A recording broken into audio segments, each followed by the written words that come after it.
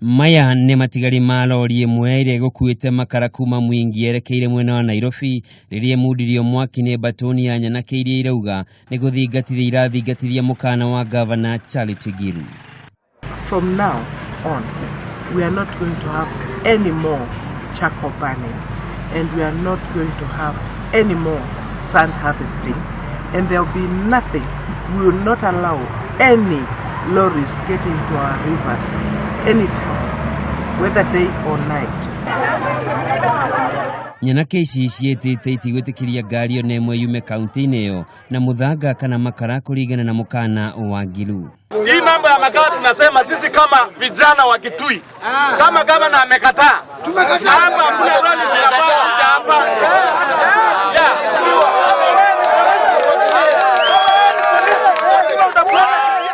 Ona kuri uguo county commissioner wa Kitui Boaz Cherutich niugite kuri na ateti marathiũrũrũka mwena ũcio magicogera Mwingi utharĩkĩre onjoria arĩa marahũra biashara na njĩra ya kihoto.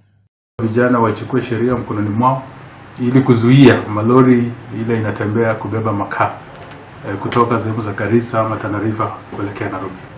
Cherutich rĩu nĩarutĩte mũkaana wa gũtacũkĩria makinya ma kĩwatho arĩa mekũnyitĩkana magĩcina ngari ciene kana gũthararia ũgitĩri mwena ũcio.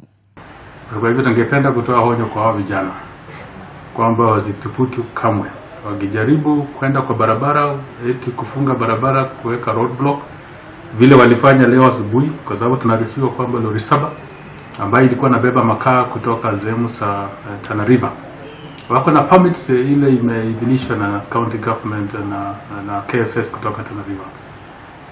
Askari wa polisi wako pale na tumedeploy askari wa kutosha, tumeweka roadblock, hiyo ni kazi yao. Kwa hivyo hao vijana waachie askari polisi wafanye kazi yao. Handũ-inĩ ha Kameme TV, njĩtagwo Njoroge wa Kimani.